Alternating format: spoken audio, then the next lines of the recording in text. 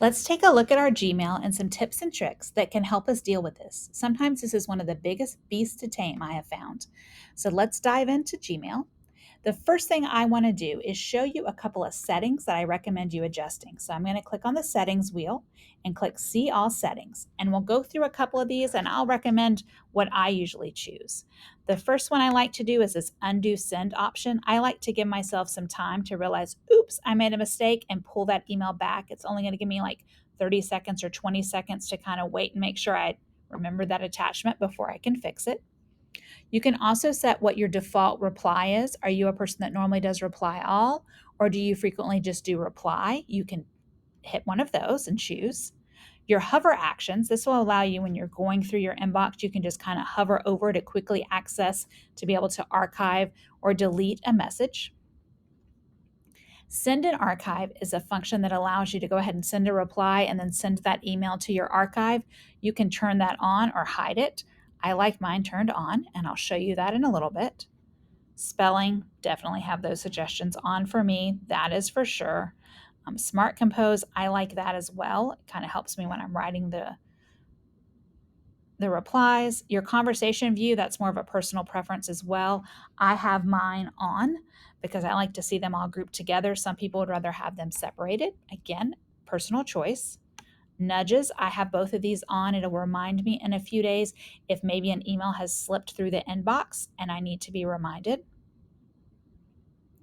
Coming down, a few more features that you may want to adjust. You can turn on your desktop notifications if you want to be notified of emails. Do you use stars or any of these other icons to help mark emails for you to come back to? You can add those there. I like turning my shortcuts on if you want to go ahead and do that. And then you can create a custom signature. I recommend this for a few reasons. One is it'll save you time when you're sending an email not to have to do your signature, but it's also a great idea to include information in here that they might find helpful. So even if you wanted to just put the school website,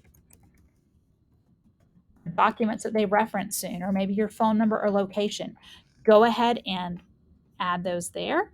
And then that way they will be saved in there. And a few other things. We're going to go ahead and save these changes. One other place I want you to look at in your settings, I'm going to go ahead and click on settings one more time. And there's two more places I want us to look. One is over here where it says advanced. I would like you to enable the auto advance.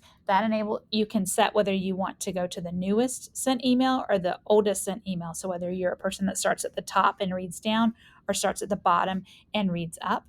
Enable templates. I'm going to show you those in just a second. And your keyboard shortcuts you can enable. Once you've enabled these, you can come over here and click keyboard shortcuts. You may have to save it if you just made that change.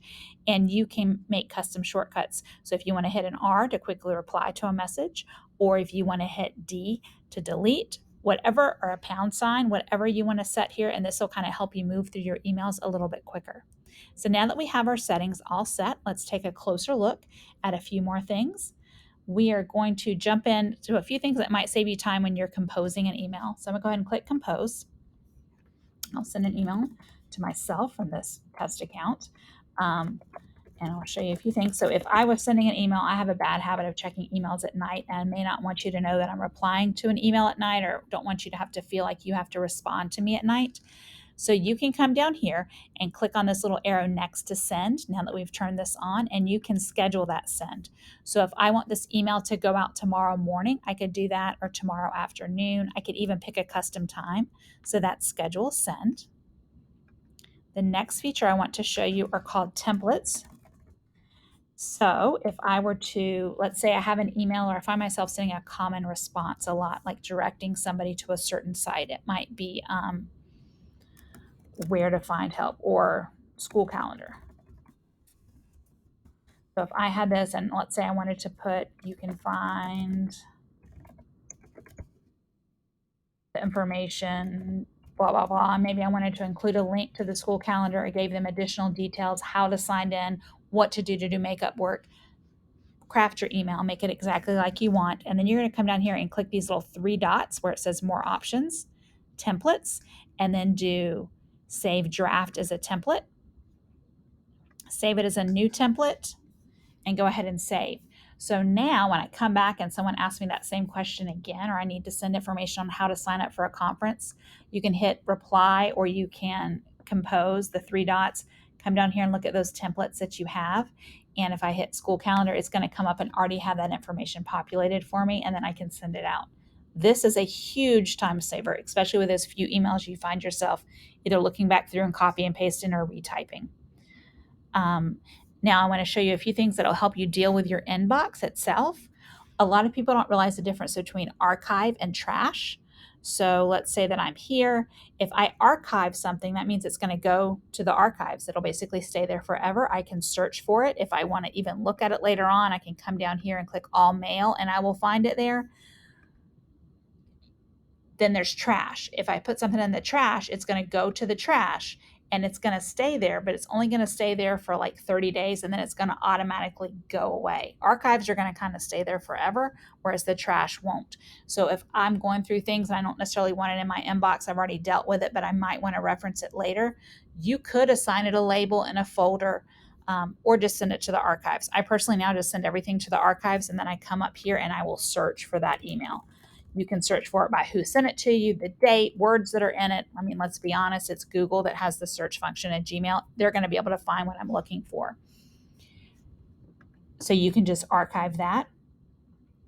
And when you are replying to an email, so let's say I'm here and I hit this reply, you now have that option turned on where I can send it, the reply, and then it will go ahead and archive that email for me. So I don't have to hit send and then come back over here again and archive that email. This is the trash, which will delete it, heads to the trash, and then this is the archive that'll send it out. And then I can even from here add this straight to my tasks, which I'm going to show you in a little bit, but it'll come over here and it gives you kind of a to-do list or a task. It's going to be here so I can reference it later. And then I could go ahead and get this out of my inbox and I know I'm going to deal with it when that to-do comes up.